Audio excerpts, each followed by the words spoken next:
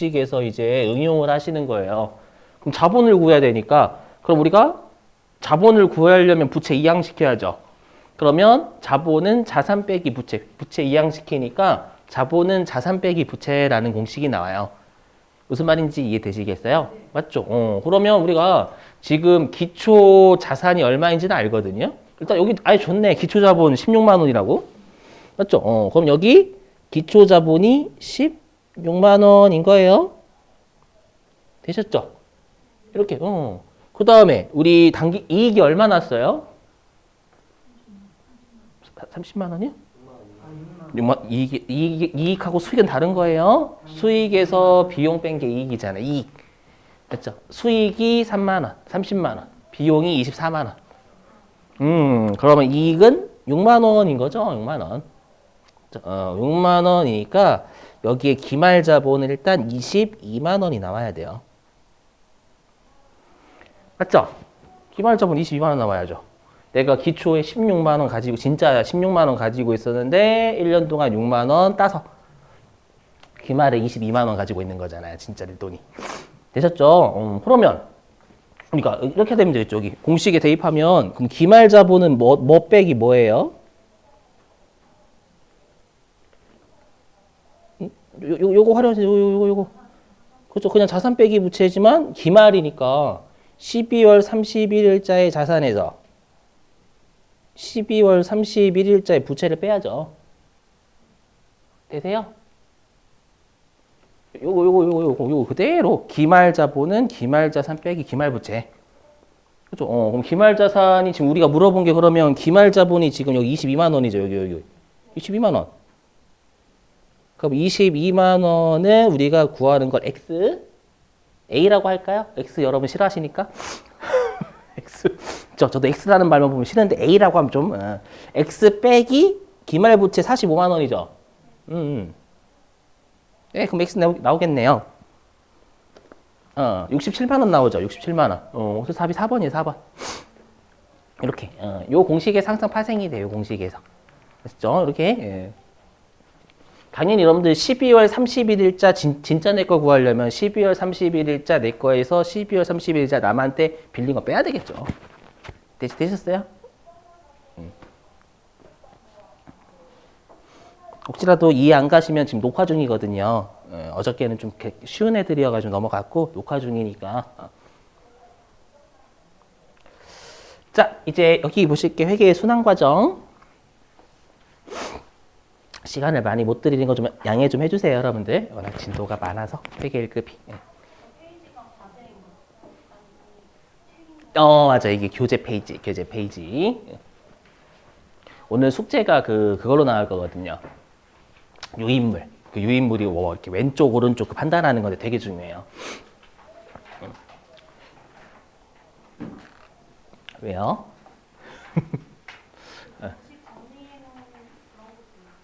공식 정리? 그거는 없는데? 다 당황스러운데요? 괜찮아요. 이게 저절로 외워져요. 계속 하시다 보면. 그렇죠? 제가 외워져라 하는 건 아니죠. 꼭 해주셔야 되고. 자, 보시죠. 회계 순환 과정. 순환 과정은 뭐냐면 삼성전자가 당연히 이제 2023년도 1월 1일이 되면 새로 다시 우리 회사의 이익을 보고를 해야 되기 때문에 1월 1일부터 12월 31일까지 무언가를 계속 우리가 돌아간다라는 거예요. 그렇죠?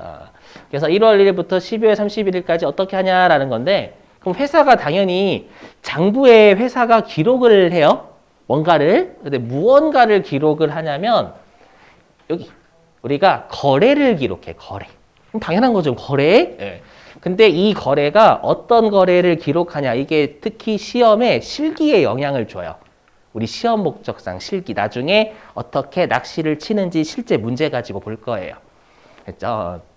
그래서 뭐냐면 회계상 거래를 기록하지 일상생활의 거래를 기록하지 않아요.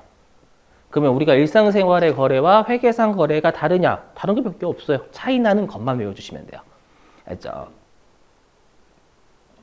그래서 보시면 아시겠지만 1과 감동만 와가지고. 자, 1과 2를. 자, 1과 2를 모두 충족이라고 돼 있잖아요. 그럼 and라는 거예요? or라는 거예요? 그래서 and라는 얘기죠, 여러분들. 모두 만족해야 돼, 모두. 특히 요 1번이 진짜 중요해요. 1번 뭐냐면 자산, 부채, 자본에 영향을 줘야 돼요. 영향을 준다라는 건 증가, 감소 이런 것들이 일어나야 된다라는 뜻이에요. 속된 말로 그 할머니들이 그러죠. 그 뭐라쳐 씨부려 쌌나 그 시골 할머니들. 뭐 씨부리기만 하면 안 돼요. 뭔가 자산, 부채, 자본, 재무 상태에 영향을 줘야 돼요. 그죠? 곧 설명드릴 거고. 제가 한 방에 안 띄어서 그래요. 모자란 PPT 실력 애니메이션으로 떼웠어요, 그냥. 저도 배워서 한 거지, 먹고 살기 위해서. 그 다음에 두 번째, 우리가 금액으로 얼마인지 알아야 돼요. 뭐 이건 당연한 건데, 앞으로 여러분들이 이제 교재 같은 걸 읽다 보시면 측정한다라는 표현 자주 보시게 될 거예요. 측정한다. 그래서 앞으로 우리 회계 교재 보실 때 측정이라는 말 나오면 금액으로 얼마개를 측정이다라고 한다고 생각하시면 돼요. 앞으로 진짜 많이 보실 거예요. 자, 그럼 한번 사례 들어볼게요. 꼭 외워주셔야 돼요. 뭐냐면 일단 왼쪽과 중간은 회계상 거래예요. 알죠? 근데 보시면 오른쪽은 일단 회계상 거래가 아니에요. 그죠? 회계상 거래가 아니죠. 오른쪽은. 그러면 우리가 일반적으로 상품을 주문했다. 무언가를 주문했다라고 하면 그거 거래라고 생각을 하죠. 그 다음에 내가 임대차 계약. 내가 이제 그 건물을 임차하거나 빌려주기로 계약을 한 거예요. 그 다음에 종업원을 채용하기로 계약했다. 이거 전부 다 우리가 거래라고 생각을 하잖아요. 근데 회계에는 이걸 거래라고 하지 않아요. 그럼 여러분들 거래라고 하지 않는 게 왜 중요할까요? 기록 안 한다라는 거예요. 장부에. 이게 핵심이에요. 장부에 기록을 안 해요. 한번 설명해 볼게요. 이 고지고대로 해석하셔야지 돈 같은 게 들어오고 나갔다라고 해석하시면 안 돼요. 뭐냐면 일단 여러분들 좀 이해하시기 쉽게 종업원 채용 계약 가지고 한번 해볼게요.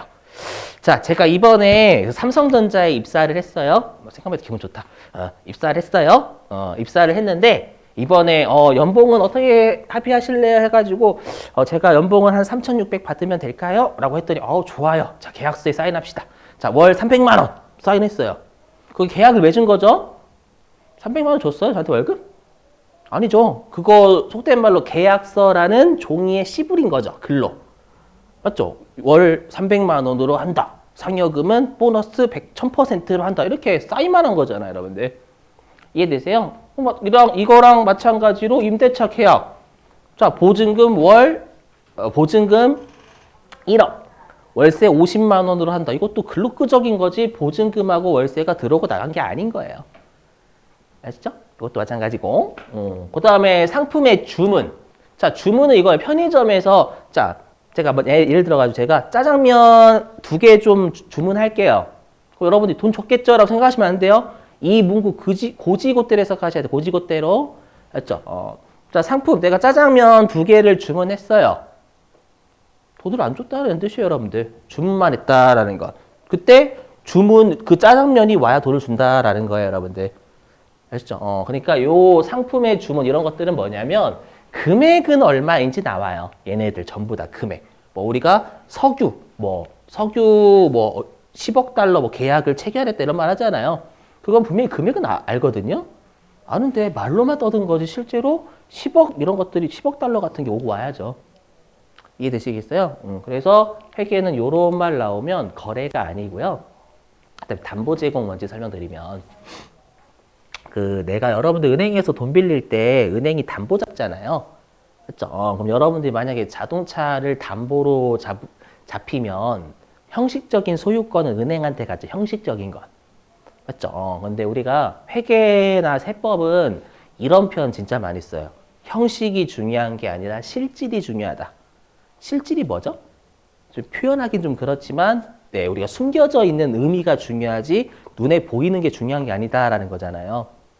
그러면 형식적인 이전은 됐지만 아직 내 소유죠. 언제 소유가 넘어가요? 돈 안 갚았을 때. 그죠? 안 갚았을 때. 그때서야 이전이 되는 거지 아직 형식적인 소유권만 이전이 된 거예요. 이해되세요? 그래서 담보 이런 것들도 우리가 거래다라고 하지 않아요.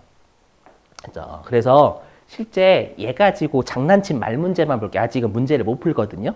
그죠? 실기로 어떻게 장난을 쳤는지 그 확인 좀 해볼게요. 어디로 좀 가주시냐면 347. 교재 347페이지. 좀 왔다 갔다 해야 돼요, 여러분들. 문제를 안 풀면 여러분 재미가 없어요. 맞죠? 재미도 없고 저 혼자 떠들면 진짜 여러분들 수동적인 사람이 돼버려요. 그래서 보시면 자 347페이지 2번이고요. 요거 지금 못해요, 우리가. 일단 문제를 보시면서 어떻게 장난을 치는지 좀 볼게요. 자 347페이지 2번 읽어보면 자, 제품 300만 원을 거래처 1만 상사에 판매하기로 계약하고, 일단 여러분들 거기 계약 보이세요? 계약? 맞죠? 자, 300만 원을 팔게. 일단 이렇게 입으로 떠들었다라는 거예요. 근데 계약하고 계약금으로 공급 대가의 20%를 1만 상사 발행 당좌수표로 받다. 일단 나중에 당좌수표가 뭔지는 설명드릴 거예요. 제가 지금 보고자 하는 건 이 문제를 맞추고자 하는 게 아니라 여기에서 의미 있는 숫자를 우리가 장부에 적어야 되거든요. 맞죠? 이거 장부에 적어야 되는데 장부에는 얼마 적을까요, 여러분들? 저 60만 원만 적어야 300만 원 낚시인 거예요. 뭐예요? 그냥 내가 300만 원에 판매하기로 계약은 했어. 말로 떠들었고 계약금만 60만 원 오고 간 거잖아요. 이해되세요? 그럼 이럴 때 300만 원 적으면 난리 나는 거예요, 여러분들. 이렇게 장난을 친다라는 거예요. 그래서 주문이나 계약이라고 문제에서 나오면 그 앞에 있는 숫자는 의미가 하나도 없어요. 회계상 거래가 아니니까 장부에 기록하면 안 된다라는 거예요. 그럼 장부가 뭐예요? 우리 실기하는 장부. 아시죠? 이거 꼭 유념. 됐죠? 이거 보려고. 이제 지금은 실기 입력 못해요. 됐죠? 나중에 계정 과목을 많이 배우셔야 할 수가 있어요. 됐죠? 그래서 오늘 실기는 나중에 한 3교시쯤에 기본적인 시기, 우리 컴퓨터 만지는 것 정도로 할게요, 여러분들. 자, 됐고요. 자, 그 다음에 결의 결합. 이게 오늘 하는 것 중에서 제일 중요해요. 뭐냐면 왼쪽, 오른쪽 판단하는 거. 알죠? 왜냐면 우리가 어저께